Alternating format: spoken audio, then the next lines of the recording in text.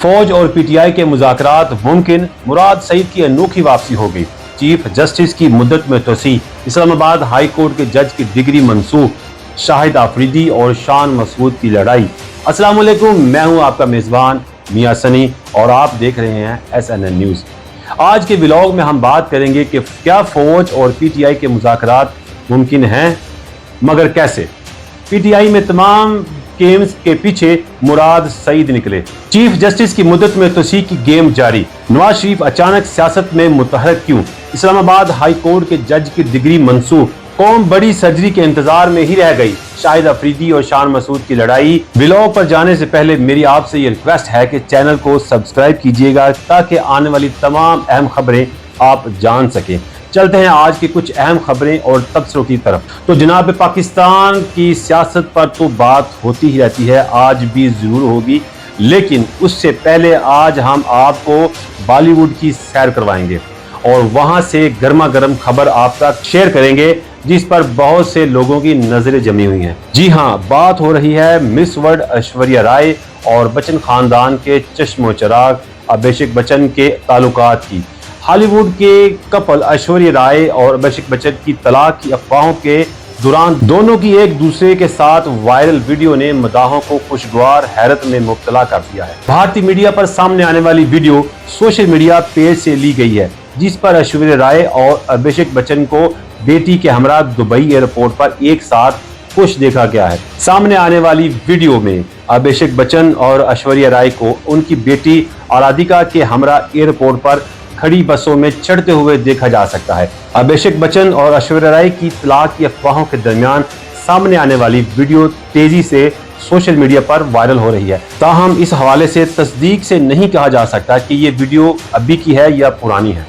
Viral video पर जहां अभिषेक बच्चन और ऐश्वर्या राय के मदाह इन्हें एक साथ देखकर खुश हो रहे हैं, वहीं चंद मदाह इस वीडियो को पुराना करार दे रहे हैं, क्योंकि मदाहों का कहना है कि आराधिका का वीडियो में मौजूद होना और उसके स्टाइल पर उनके हेयर स्टाइल पुराने हैं, इसका मौजूदा हेयर स्टाइल ऐसा नहीं है। अब आपको कितना सच लगता है कितना झूठ, ये तो अभी थोड़ी सी खबरें बाहर निकली हैं। ये खास खबर थी जो मैंने आपके साथ शेयर कर दी।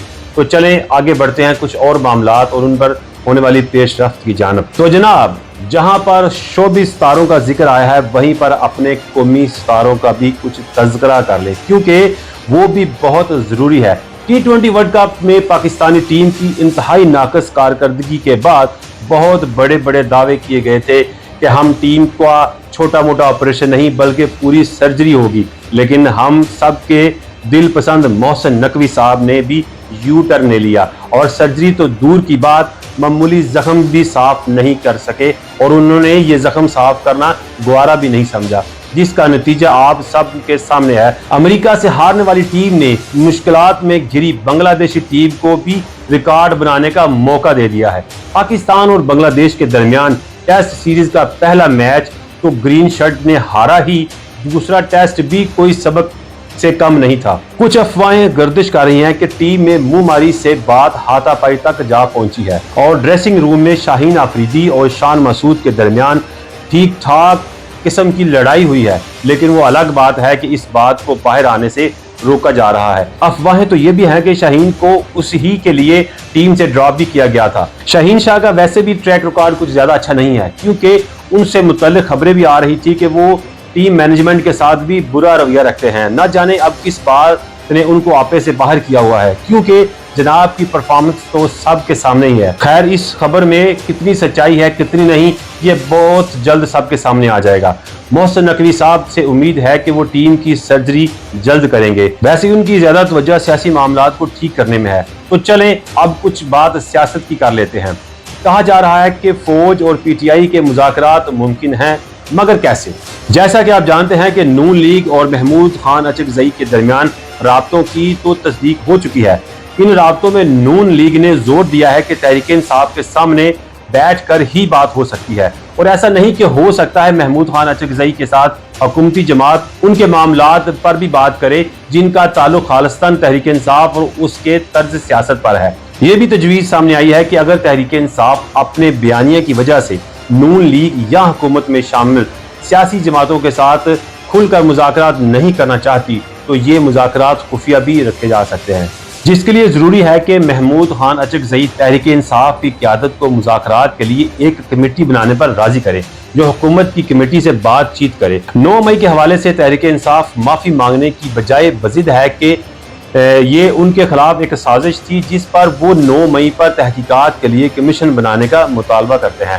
جو شرط تحریک انصاف کی طرف سے سامنے آ رہی ہے، اگر ان کی موجودگی میں مذاکرات نہیں ہو سکتے تو دوسری طرف نون لیگ اگر واقعی مذاکرات چاہتی ہے تو اس میں اسٹیبلشمنٹ کی حمایت درکار ہوگی۔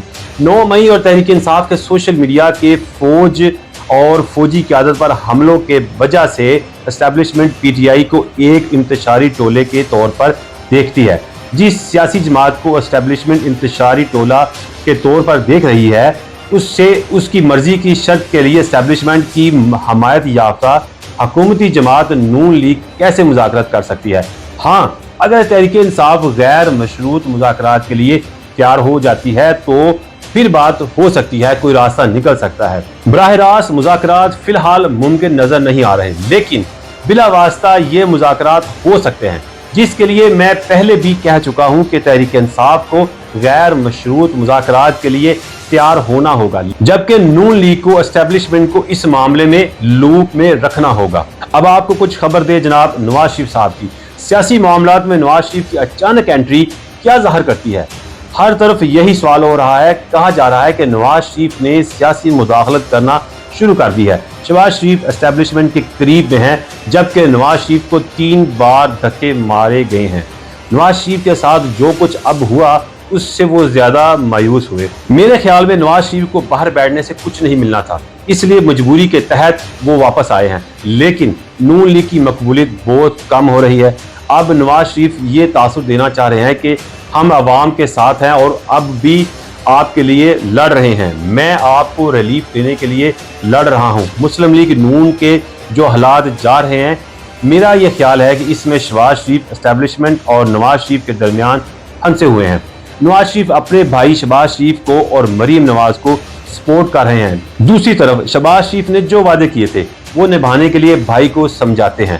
دیکھنے میں تو ایسا لگتا ہے کہ پارٹی میں بھی گروپ ہے، احسن اقبال اور خواجہ آصف شہباز شریف کو سپورٹ کرتے ہیں کیونکہ وہ اسٹیبلشمنٹ کے قریب ہے، جبکہ بھائی ادھر ادھر جانے کی کوشش کرتا ہے تو نواز شریف کوئی نہ کوئی اعلان کر دیتے ہیں۔ صرف اتنا ہی نہیں، آپ دیکھ رہے ہیں کہ مریم نواز جو بھی قدم اٹھا رہی ہیں وہ سیاسی چال ہے اور اس کے پیچھے نواز شریف کا ہاتھ ہے۔ نواز شریف کو ڈر ہے کہ کہیں پارٹی اور حکومت دونوں چلے جائیں گے، اس لیے نواز شریف پارٹی بچانے کی کوشش کر رہے ہیں۔ یہی وجہ ہے کہ نواز شریف کی سیاسی واپسی ہوئی ہے۔ اب بات کرتے ہیں پی ٹی آئی کی اہم روپوش رہنما مراد سعید کی، جن سے متعلق خبریں آ رہی ہیں کہ ان کا وزیر اعلیٰ خیبر پختونخوا علی امین گنڈا پور اور پارٹی کی قیادت سے رابطہ تھا۔ پارٹی ذریعہ کے مطابق مراد سعید روپوشی کے باوجود کے پی کے حکومت اور پارٹی کے اہم فیصلے کرنے والوں میں شامل ہیں، جن میں وزیر اعلیٰ علی امین گنڈا پور سمیت متعدد رہنما سابق وفاقی وزیر سے رابطے میں تھے۔ پارٹی ذریعہ کا کہنا ہے کہ روپوش مراد سعید نے عاطف خان اور شکیل خان کو عہدوں سے ہٹانے کی تحریک شروع کی، جبکہ مراد سعید نے ہی علی امین گنڈا پور کو شکیل خان کے معاملات پر سخت رد عمل دینے پر آمادہ کیا۔